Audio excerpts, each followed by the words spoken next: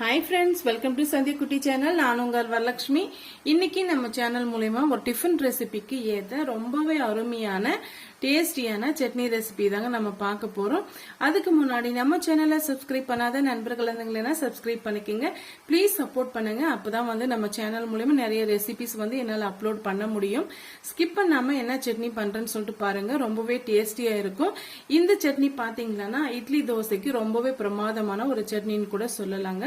அது எப்படி செய்யுதுன்னு சொல்லிட்டு நம்ம பார்க்கலாம் அதுக்கு தேவையான பொருட்கள் என்னென்னன்னு சொல்லிட்டு பாத்தீங்கன்னா 1 டீஸ்பூன் அளவுக்கு துவரம் பருப்பு எடுத்து வச்சிருக்கேங்க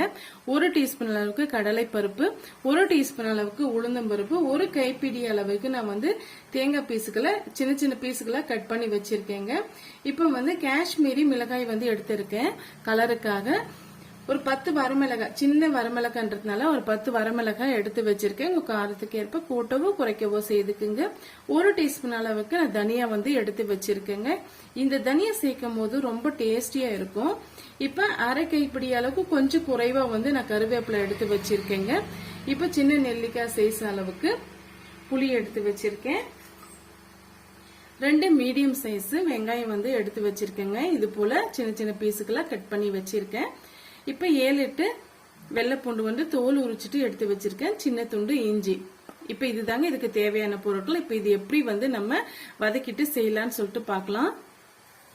அதுக்கு ஒரு கடாய் ஒன்று வச்சுக்கிட்டேங்க மீடியமான ஃப்ளேம்ல வந்து வச்சுக்கோங்க ஒரு குழிக்கரண்டி அளவுக்கு மட்டும் நான் இதை வதக்கிறதுக்காக நம்ம ஆயில் வந்து சேர்த்துக்கலாம் நான் கடலை எண்ணெய் நான் சேர்த்திருக்கேன் ஆயில் நல்லா சூடாயிட்டு வரட்டும் சூடாயிட்டு வந்த பிறகு நம்ம ஃபர்ஸ்டா வந்து துவரம் பருப்பு சேர்த்துக்கலாங்க கொஞ்சமா எண்ணெய் இருந்தாவே போதும் கடலை பருப்பு 1 டீஸ்பூன் அளவுக்கு உளுந்தம் பருப்பு 1 டீஸ்பூன் அளவுக்கு தனியா மல்லி விதைன்னு சொல்லுவாங்க இல்லைங்களா அது இப்ப இது கூடவே பாத்தீங்கன்னா வரமிளகாவும் காஷ்மீரி மிளகாவும் நம்ம சேர்த்துக்கலாம் கொஞ்சமா கருவேப்பிலை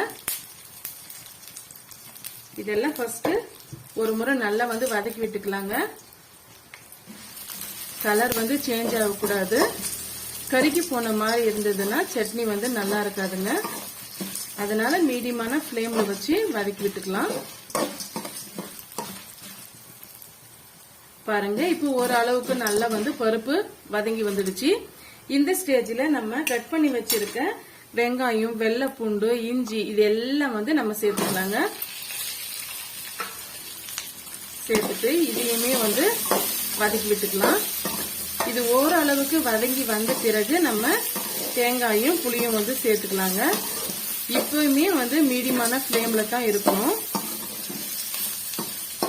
நம்ம லைட்டா தான் வந்து எண்ணெய் சேர்த்துருக்கோம் அதுக்கு தகுந்தாற் போல நீங்க தீயை வந்து லோவாகவும் மீடியமாகவும் வச்சு இதை வதக்கி விட்டுக்குங்க பாருங்க வெங்காயம் வெள்ளைப்பூண்டெல்லாம் ஓரளவுக்கு நல்லா வதங்கி வந்துடுச்சு இந்த ஸ்டேஜ்ல நம்ம தேங்காயும் புளியும் வந்து சேர்த்துக்கலாம் ஒரு கைப்பிடி அளவுக்கு தேங்காயும் சின்ன நெல்லிக்காய் சைஸுக்கு புளியும் வந்து சேர்த்துக்கலாம் சேர்த்துட்டு இதையுமே வந்து வதக்கி விட்டுக்குங்க ஜஸ்ட் வந்து ஒரு 2 மினிட்ஸ் வதக்கி விட்டுக்கவே கரெக்டா இருக்கும் பாருங்க இந்த ஸ்டேஜ்ல நான் 2 மீடியம் சைஸ் தக்காளி பழம் இது போல கட் பண்ணிட்டு சேர்த்துக்கிறேன் இது ரொம்ப அதிகமா வதங்க வேண்டிய அவசியம் இல்லைங்க லைட்டா வந்து ஒரு 2 மினிட்ஸ் வந்து வதங்கி வந்தாவே போதும் இது கொஞ்சம் பச்சை இதா இருந்தாதான் நல்லா இருக்கும் அதிகமா வதங்க வேண்டிய அவசியம் இல்லைங்க இந்த சூட்லயே வதங்கி வந்தாலும் கரெக்டா தான் இருக்கும் இப்ப இதுக்கு தேவையான அளவுக்கு நம்ம உப்பு சேர்த்துக்கலாம் சட்னிக்கு தேவையான அளவுக்கு உப்பு சேர்த்துட்டு நல்லா வந்து வதக்கி விட்டுக்கலாங்க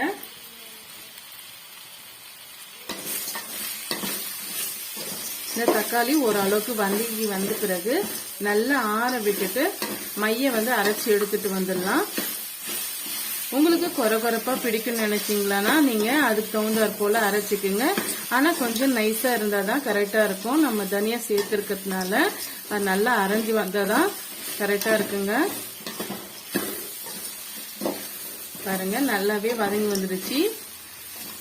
ஜஸ்ட் வந்து ஒரு 2 மினிட்ஸ்க்கு இந்த தக்காளி பழம் வதங்கி வந்தாவே போதும். இப்போ நம்ம ஸ்டவ் ஆஃப் பண்ணிட்டு ஆற விட்டுட்டு அரைச்சி எடுத்துட்டு வந்துடலாங்க. பாருங்க, இந்த அளவுக்கு நம்ம சட்னி அரைச்சி எடுத்துட்டு வந்துட்டோம். இப்போ இதுக்கு ஒரு தாளிப்பணம் கொடுத்துடலாம். அதுக்கு ஒரு கரண்டி ஒன்று வச்சுக்கிட்டுங்க. தேவையான அளவுக்கு ஒரு குழி கரண்டி அளவுக்கு நான் வந்து ஆயில் சேர்த்துக்கிட்டேன். இப்போ 1/2 டீஸ்பூன் அளவுக்கு கடலை பருப்பு சேர்த்துக்கலாம். அப்ப அது கூடவே பாத்தீங்கன்னா 1/2 டீஸ்பூன் அளவுக்கு கடுகு, ஒரு 1/4 டீஸ்பூன் அளவுக்கு சீரகம். இது எல்லாம் பொரிஞ்சு வந்த உடனே நம்ம கருவேப்பிலையை வந்து சேர்த்துக்கலாங்க. கருவேப்பிலை வந்து ஃபர்ஸ்ட்லேயே வந்து சேர்த்துடக்கூடாது, டக்குன்னு வந்து கருகி போயிடும். இது பொரிஞ்சு வந்த பிறகு நம்ம ஸ்டவ் ஆஃப் பண்ணிட்டு பிறகு வந்து கருவேப்பிலை சேர்த்துக்கலாம். நம்ம அரைச்சி வச்சிருக்க சட்னியோட இந்த கடுகு, உளுத்தம்பருப்பு சேர்த்துக்கலாங்க. ரொம்பவே டேஸ்டா இருக்குங்க இந்த சட்னி. இதை வந்து நம்ம இட்லி கூட வந்து நம்ம இப்போ சர்வ் பண்ணிக்கலாம். பாருங்க, சுட சுட இட்லியோட நம்ம சட்னி வந்து சர்வ் பண்ணிக்கிட்டோம். இந்த ரெசிபி உங்களுக்கு ரொம்பவே யூஸ்ஃபுல்லா இருக்கும்னு நினைக்கிறேன். மார்னிங் டைம்ல டக்குன்னு வந்து இந்த சட்னி சேர்த்து நம்ம சாப்பிட்டுக்கலாம். டேஸ்ட் வந்து ரொம்பவே அட்டகாசமா இருக்கும். இந்த ரெசிபி உங்களுக்கு பிடிச்சிருந்தா மறக்காம சந்தியக்குட்டி சேனலுக்கு சப்ஸ்கிரைப் பண்ணுங்க, லைக் பண்ணுங்க, கமெண்ட் பண்ணுங்க, ஃப்ரெண்ட்ஸ் அண்ட் ஃபேமிலியோட ஷேர் பண்ணுங்க. தேங்க்யூ.